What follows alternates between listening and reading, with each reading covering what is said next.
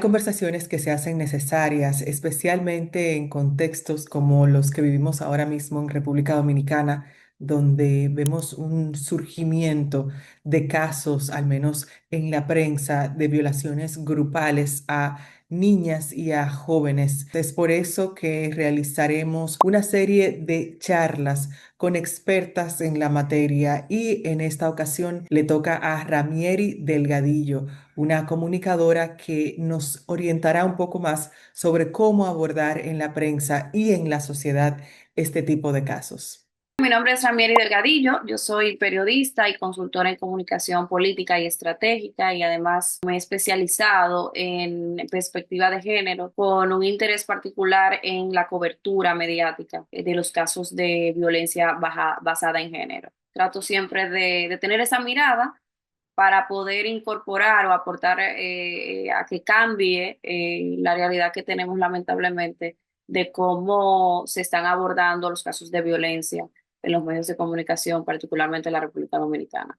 ¿Qué perspectivas de cambio tú ves en República Dominicana con respecto a todo lo que tiene que ver con violencia de género? Primero quiero agradecerte este espacio, que te hayas tomado el tiempo de pensar en poner esto en la conversación, porque yo creo que gran parte de ese cambio, esas transformaciones que necesitamos con el tema de prevención de violencia, tiene que ver con visibilizarlo. Antes de quizás hablar de las posibilidades de cambio, quisiera hablar un poco más del contexto. Tenemos un país con altos niveles de desigualdad, tenemos un país con deficiencias a nivel educativo, un sistema de justicia que no es eficiente a la hora de abordar el tema de violencia, de garantizar acceso a justicia. Y todo esto es caldo de cultivo para que esa cultura machista se siga arraigando y desencadene todos esos hechos de violencia que ahora vemos en los medios de comunicación. Como periodista,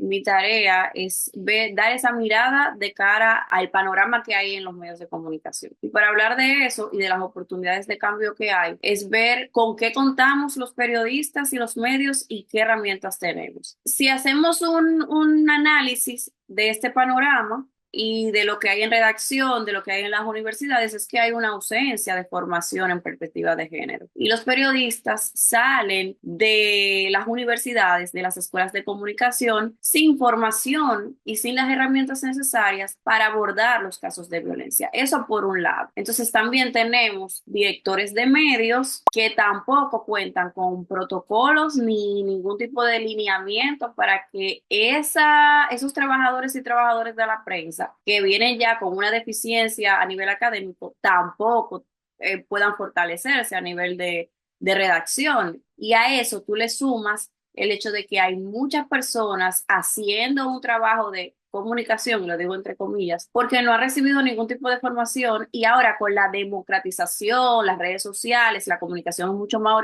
horizontal, todo el mundo tiene acceso a un canal de YouTube, a una página de Instagram, a un periódico digital o un blog y lo hacen también sin ningún tipo de formación y no hay tampoco un colegio dominicano de periodistas que regule eso. Es multifactorial la realidad que tenemos ahora. Yo sí creo por el trabajo que he venido haciendo en los últimos años que se puede mejorar siempre y cuando haya la voluntad política por parte del Estado de asumir su cuota con el tema de la educación, pero también un compromiso ético por parte de los miembros de la prensa, de los periodistas, las comunicadoras, los dueños de medios, que al final son los que deciden la línea editorial, y también un compromiso real de la ciudadanía, porque nosotros como usuarios y usuarias de redes sociales también estamos contribuyendo en muchos casos a que ese maltratamiento que se le da a los casos siga generando monetización en muchos casos. Me ha sorprendido la cantidad de mensajes que yo he visto a raíz de la filtración de videos íntimos,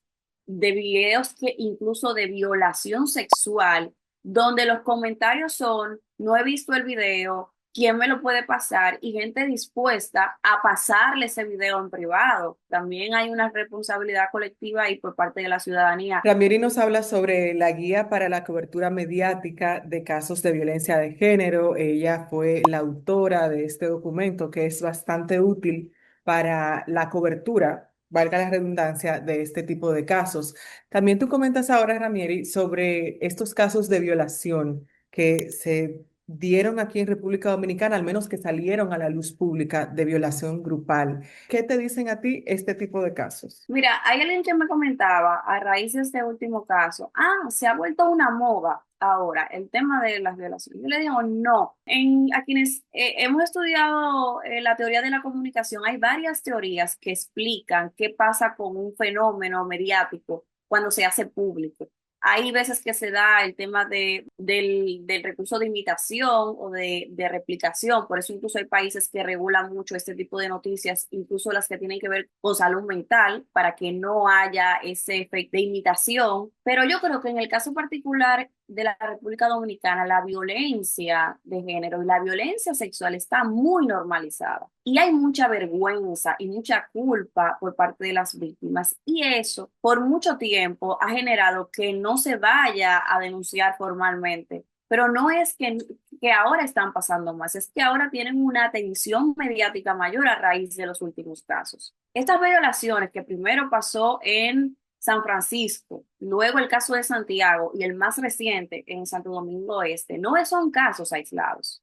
Y está teniendo la atención por la naturaleza, obviamente desgarradora que representa una violación múltiple, donde estamos hablando de sustancias que han sido parte de todo el modus operando de estos agresores, estos violadores sexuales y también por las víctimas. Estamos hablando en dos casos que son menores de edad, pero no es que eso está pasando de la noche a la mañana o es parte de esta generación y no es la única forma en la que se agrede sexualmente en la República Dominicana.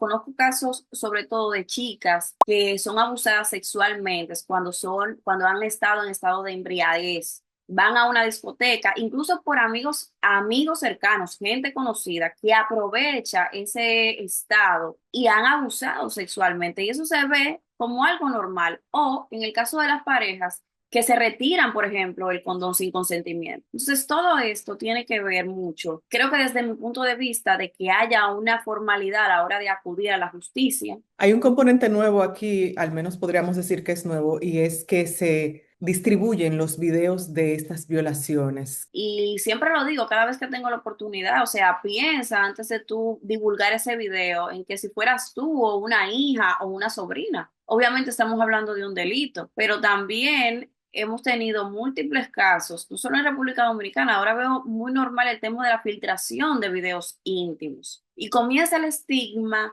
ese morbo, esa curiosidad de la sociedad. No es interés, eso no está, no es interés, eso no es preocupación, eso obedece al morbo. Una pareja que decide grabarse en una situación que se supone es íntima no tiene que ser juzgada. Debe de ser juzgada una de las personas que filtró ese video porque ese contenido, aunque usted no lo comparta, usted no se atreva a hacerlo, se corresponde a una decisión personal de cada quien. Este ingrediente de la filtración de los videos y que estén ahora circulando. El caso de Santiago es desgarrador porque se habla de que circuló en grupos de WhatsApp. La normalidad en estos casos es que circulen en grupos de Telegram, que por su característica es un canal más cerrado, más encriptado y se presta para eso. Pero en el caso de Santiago, o sea, cuando tú ves que un contenido como ese está en grupos de WhatsApp, significa que está totalmente asequible. Un proceso tan desgarrador, un caso tan desgarrador, que no solamente me preocupa por el caso puntual de ella, sino en cómo nosotros como sociedad nos prestamos, en el caso de las personas que quieren ver ese video, que lo difunden y que lo comparten, a seguir haciéndole daño a esa persona. Esa chica ha sido abusada múltiples veces luego de esa violación. Cada vez que una persona difunde ese video, está agudizando ese sufrimiento que padeció. Ahora que mencionamos a esta chica de Villa González, vimos, Ramieri, en la prensa, en diferentes medios, tanto tradicionales como, como nuevos medios, que se entrevistó a la chica. ¿Es correcto entrevistar a la víctima? Oriéntanos, por favor, en torno a este caso. Mira, una de los motivos por los cuales hicimos la guía de cobertura para casos de violencia de género, partió haciendo un análisis del caso de Emily Peguero, que ha sido el caso de violencia basada en género más estremecedor de nuestra historia reciente. Parte de esa preocupación surgió porque en ese momento a mí me tocó cubrir ese caso. Los detalles y la forma en la que se tituló esa foto de esa maleta nunca se me borra. Fue lo que despertó en mí el interés de que, oye, ¿por qué sucede esto? En el caso de Villa González, a mí me sorprendió incluso medios que usualmente tienen una línea editorial más orientada a visibilizar el tema de derechos humanos y tal, que subieron la entrevista. No es necesario exponer a la víctima de esa manera. Eso es lo primero. No es necesario, aunque no se vea su rostro, aunque ella salga de espaldas. Es importante que la gente sepa, y una aclaración que hizo, por ejemplo, el sistema de justicia, es que en una de las audiencias para analizar como prueba el tema del video, la joven no se le pidió que saliera. Poner a la víctima como el centro de todo en términos de exposición es también contar la historia de esos agresores. O sea, que ese agresor tenga cara y rostro, que la gente, así como puede identificar a esa chica lamentablemente en ese video, pueda ponerle rostro a esa persona que se atrevió a drogarla y a abusar de ella sexualmente, que en este caso fueron 5.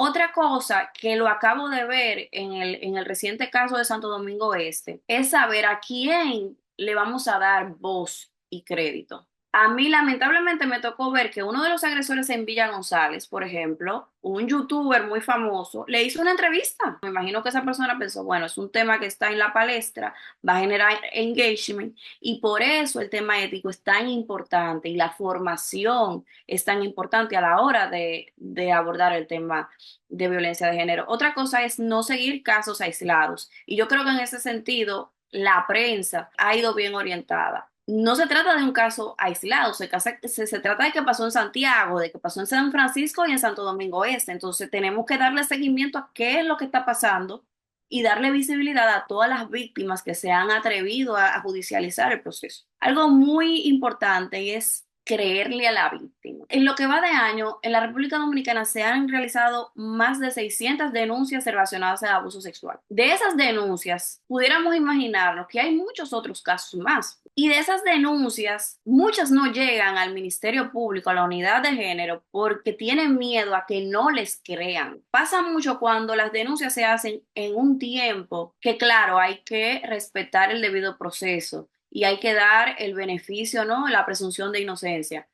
Pero hay que creerle a las víctimas, o por lo menos hacer ese esfuerzo de entender los casos, de profundizar. Yo creo que eso es lo que pasa mucho en la República Dominicana, que no se hace periodismo de profundidad. Ahora hay una competencia muy fuerte por quién va a salir primero. Eso ha comprometido mucho la calidad periodística. Y yo por eso recomiendo que hay que seguir patrones, no casos aislados.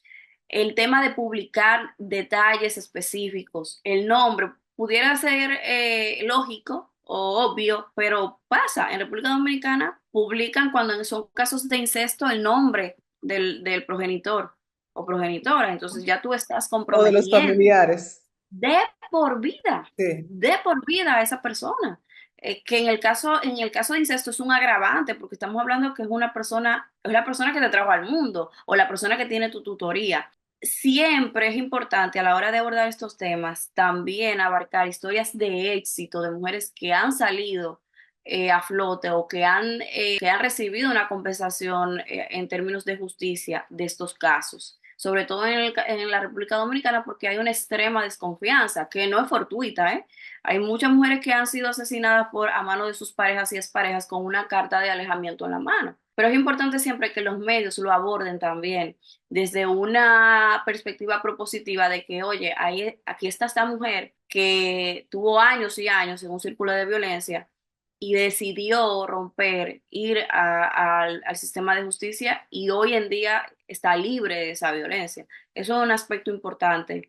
Hay violencia económica, la violencia emocional, que creo que es la más frecuente. Lo que pasa es que con el tema del abuso sexual y el feminicidio particularmente, es como la materialización de una cadena y es lo más crudo, lo más palpable. Siempre apelo a que cada vez que abordemos o hagamos un trabajo relacionado a violencia de género, incorporar los números donde las víctimas puedan acudir. Hay una línea de ayuda que tiene el Ministerio de la Mujer, que es asterisco 212, y tratar de visibilizar ese trabajo también, de que hay un departamento psicológico, de que hay un departamento que se encarga de la parte legal. Eso es importante a la hora de abordar cualquier tipo de caso de violencia basada en género. Hay algunas cifras ahora que tú mencionas estos registros y de acuerdo a la Procuraduría, entre enero y julio de este año se recibieron 3.854 denuncias por delitos sexuales. De esas,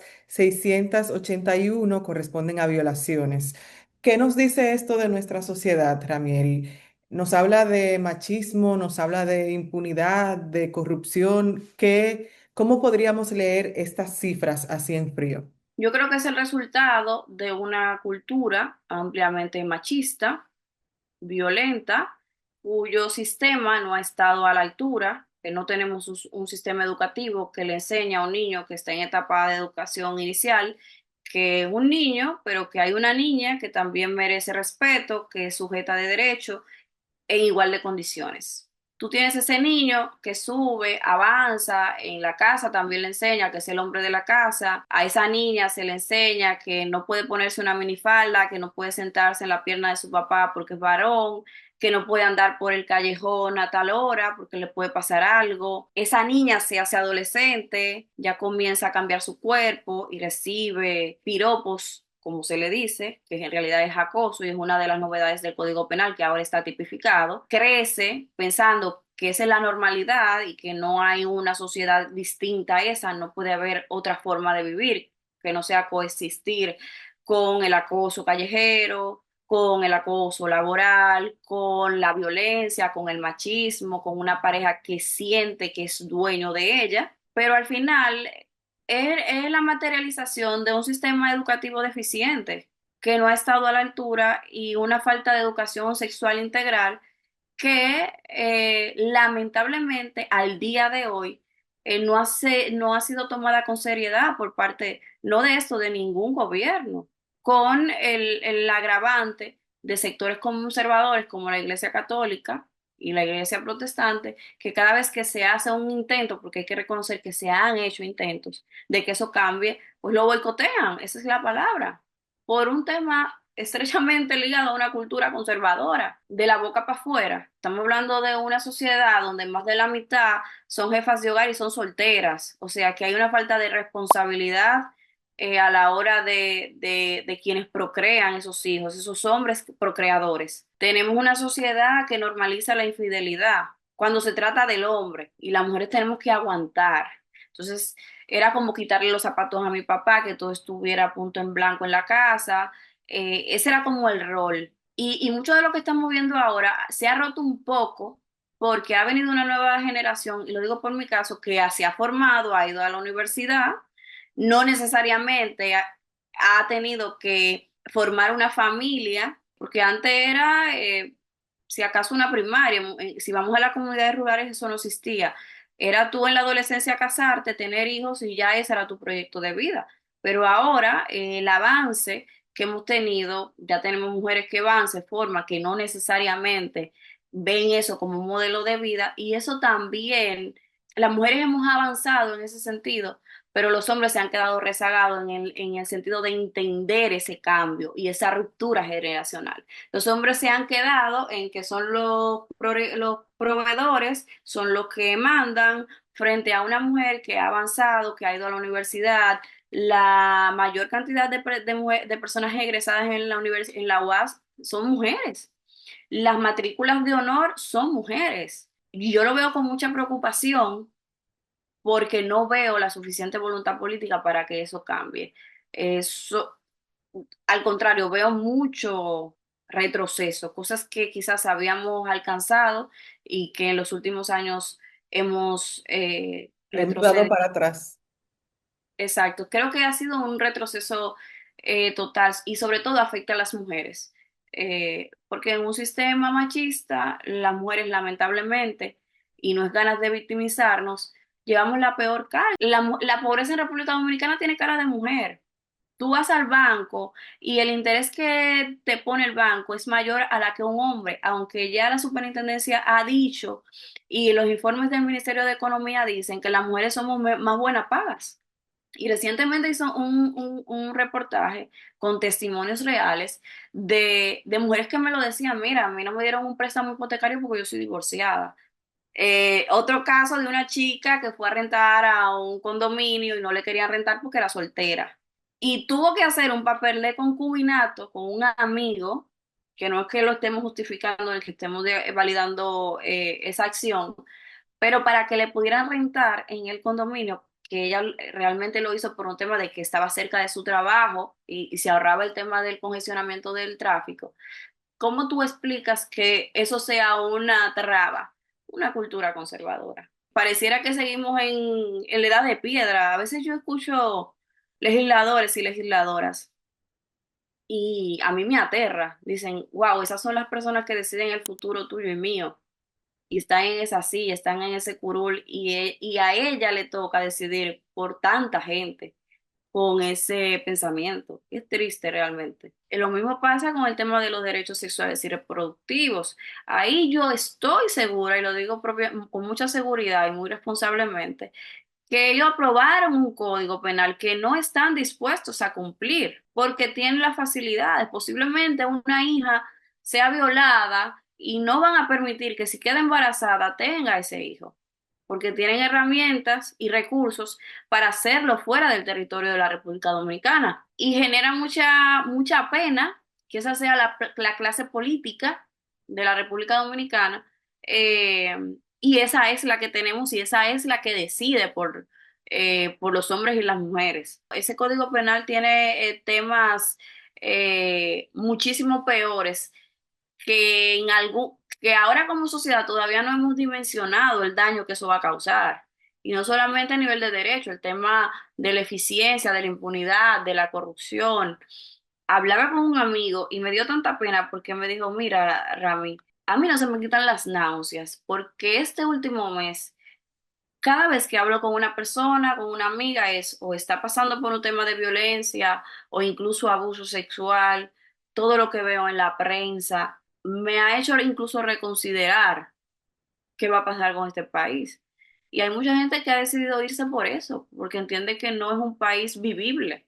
Y eso pasa cuando tenemos gobiernos que están más orientados a otra cosa que no es el bienestar colectivo, ni la garantía de derechos, ni siquiera de los servicios básicos, porque la educación es algo muy básico. Ahora que mencionas este tema, ya para finalizar, hay datos de la Oficina Nacional de Estadísticas que se organizan entre 2020 y 2024, reportes policiales, y arrojan una cifra que supera las 700 mujeres muertas a manos de sus compañeros.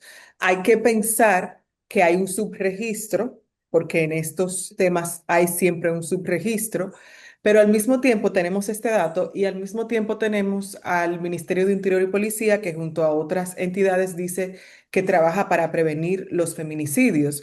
¿Qué consideras tú que se puede hacer para efectivamente prevenir este mal? Es importante destacar, nunca hay un registro oficial. Tú en la policía o en el Ministerio Público te da unas cifras, contrastas con la cantidad de hechos que salen en los medios, nunca logras una cifra exacta.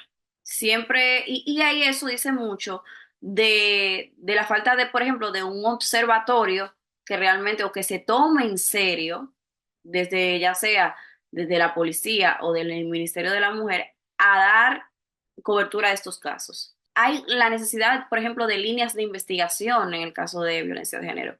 Cuando a mí me toca hacer un levantamiento o un estudio para la misma guía, me di cuenta, no hay líneas de investigación suficientes en un país donde todas las semanas hay mujeres que mueren. Y tengo que decir que a lo mejor el Ministerio de la Mujer ha hecho esfuerzo, pero tampoco cuenta con los recursos necesarios para lograr lo que se necesita.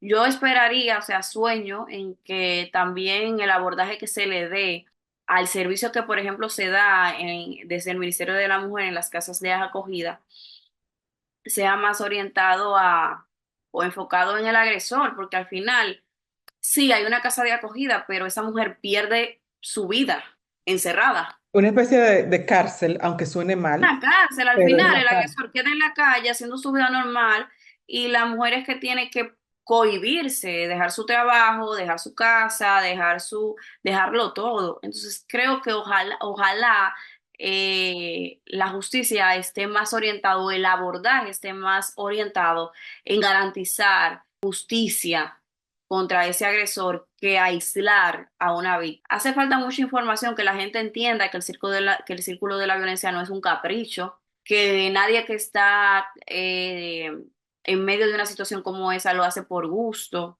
Muchas mujeres se creen que de verdad merecen eso. Por eso yo creo que el rol de los medios de comunicación es fundamental. También y muchas gracias por tus palabras y sobre todo por esta reflexión. Yo espero de verdad que este video llegue a todo tipo de personas porque todas, todos nosotros necesitamos de un modo u otro aprender de lo que tú nos dices y estar conscientes, por supuesto, de cuál es la realidad, qué es lo que se maneja aquí en República Dominicana. Así que gracias por estar en este espacio. Gracias a ti y ojalá cada vez más colegas entiendan la necesidad de dar visibilidad, de poner ese tema en la conversación. La guía, por ejemplo, está disponible en la página de la Fundación Frederick Ever, que fue la entidad con la que realicé este trabajo. También lo hicimos en un formato tipo decálogo, que es de fácil lectura, pensando también en la ciudadanía. Y creo que ese es el trabajo que hay que hacer, seguir multiplicando, difundiendo y dando a conocer una realidad que está muy normalizada, pero que hay que cambiarla. Muchas gracias, Ramieri, con esta conversación. A ustedes, comenten, compartan este contenido y sobre todo estén bien atentos porque vendremos con más charlas sobre este y otros temas.